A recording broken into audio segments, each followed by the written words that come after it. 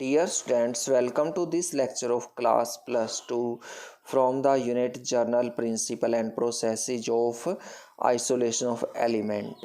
जैसा कि पता ही है कि हम मेटलर्जी के बारे में डिस्कस कर रहे थे और मेटलर्जी क्या होती है, process of extraction of metal होती है फ्रॉम इट्स ओर। मेटलर्जी के अंदर 4 स्टेप होते हैं, crushing and grinding of ore, concentration of ore, extraction of crude metal from the concentrated ore और refining of crude metal। सबसे पहले हमने crushing and grinding of ore के बारे में डिस्कस किया था और जिसके अंदर हमने लार्ज पीसेस को फाइन पाउडर के अंदर कन्वर्ट किया था। अब हम मेटलर्जी का सेकंड स्टेप डिस्कस करने जा रहे हैं और ये क्या है, कंसंट्रेशन ऑफ ओर है। वैसे तो अगर हम कंसंट्रेशन वर्ड का मतलब देखें तो इसका मतलब होता है अमाउंट से, लेकिन यहाँ पर जो कंसंट्रेशन है इसका मतलब है रिमूवल ऑफ इम्प्योरिटीज से, या हम इसको बेनिफैक्शन ऑफ ओर भी बोलते हैं। बेनिफैक्शन बेनिफिट वर्ड से बना है कि हम और ज़्यादा अमाउंट में ऑब्टेन कर लें और उसमें से अनवांटेड इम्प्योरिटीज़ को रिमूव कर दें। या और ड्रेसिंग, जैसे हम ड्रेसिंग करते हैं तो हम क्या करते हैं, अच्छे कपड़े पहनते हैं, उसी तरह से यहाँ पर किया गया है, और से अनवांटेड इम्प्योरिटीज़ को रिमूव कर दिया गया है। इसे हम और ड्रेसिंग भी कहते हैं।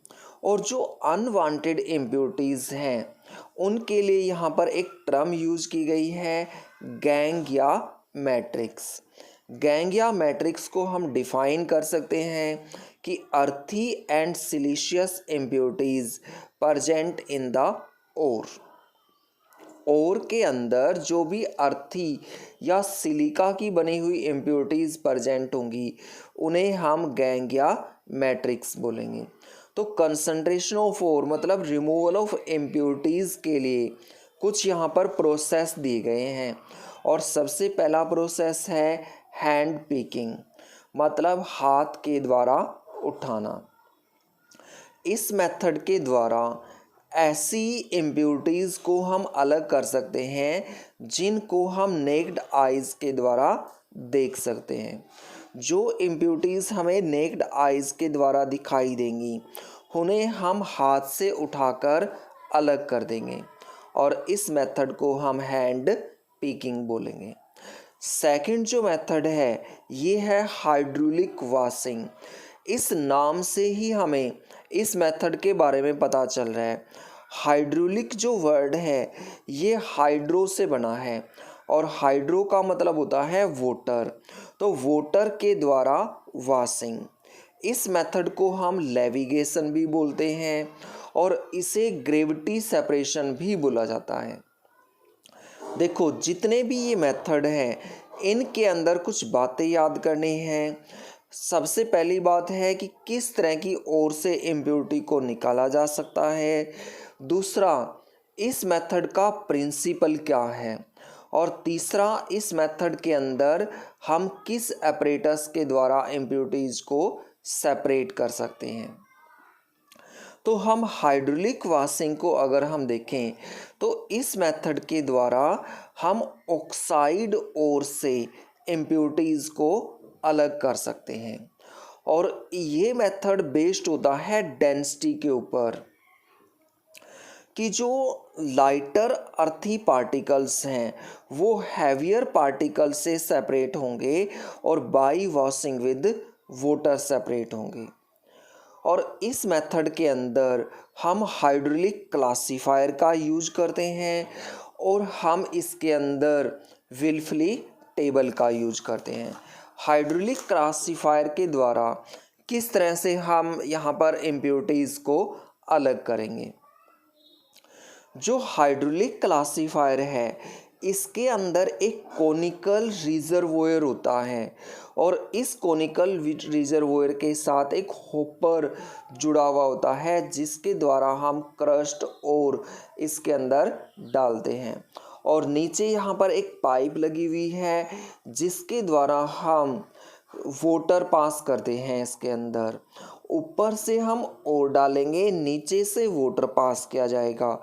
तो जो लाइट इम्प्यूरिटीज़ हैं वो वाटर के साथ यहाँ से बाहर निकल जाएंगी, और जो हैवी और पार्टिकल हैं वो नीचे बॉटम पर कलेक्ट हो जाएंगे, और यहाँ से जो कंसंट्रेटेड और है, मतलब जिसमें से इम्प्यूरिटीज़ निकल चुकी हैं, उस और को हम कलेक्ट कर लेंगे।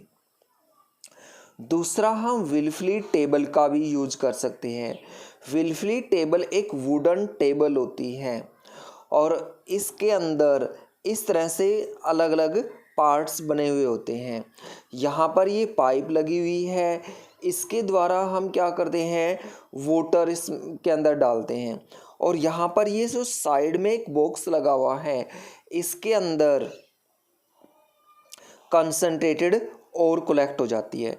तो यहाँ से वाटर के साथ और को डाला जाता है, तो और इनमें से ग्रूव में से पास होती हुई यहाँ पर इस साइड वाले बॉक्स के अंदर कलेक्ट हो जाएगी, और जो भी इसके अंदर इम्प्यूरिटीज़ होती हैं वो इम्प्यूरिटीज़ यहाँ पर कलेक्ट हो जाती हैं।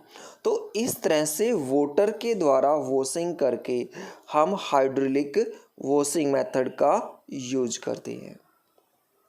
जो नेक्स्ट मेथड है यहाँ पर, ये है इलेक्ट्रोमैग्नेटिक सेपरेशन। तो इस नाम से ही हमें इसके बारे में पता चल रहा है, मैग्नेटिक वर्ड आया है इसके अंदर, और हम यहाँ से कह सकते हैं कि जो ये मेथड है ये मैग्नेटिक प्रॉपर्टीज़ के ऊपर बेस्ड होता है। या तो और पार्टिकल मैग्नेटिक होंगे नेचर के अंदर, या इम्प्यूरिटीज़, दोनों में से एक जब मैग्नेटिक होगा नेचर के अंदर तब ही इस मेथड का यूज किया जा सकता है, अदरवाइज ये मेथड यूज नहीं किया जा सकता है। तो हम कह सकते हैं कि इस मेथड का यूज किया जाता है मैग्नेटिक पार्टिकल्स को नॉन मैग्नेटिक पार्टिकल्स से सेपरेट करने के लिए। और अगर हम इसके अंदर देखें तो इसके अंदर ये इलेक्ट्रोमैग्नेटिक सेपरेटर है। इस इलेक्ट्रोमैग्नेटिक सेपरेटर के द्वारा हम यहाँ पर इम्प्यूरिटीज़ को अलग करते हैं। देखो होता किस तरह का है इलेक्ट्रोमैग्नेटिक सेपरेटर। इलेक्ट्रोमैग्नेटिक सेपरेटर के अंदर दो व्हील्स लगे हुए हैं।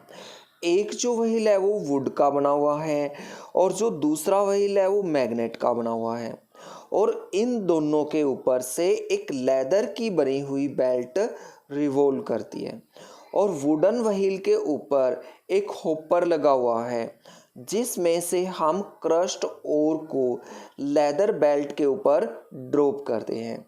और ये जो ओर है ये जब मैग्नेटिक व्हील के ऊपर से पास होगी तो जो मैग्नेटिक ओर पार्टिकल्स हैं वो व्हील के द्वारा अट्रैक्ट किए जाएंगे, और इसलिए ये बॉटम ऑफ व्हील के नीचे कलेक्ट हो जाते हैं।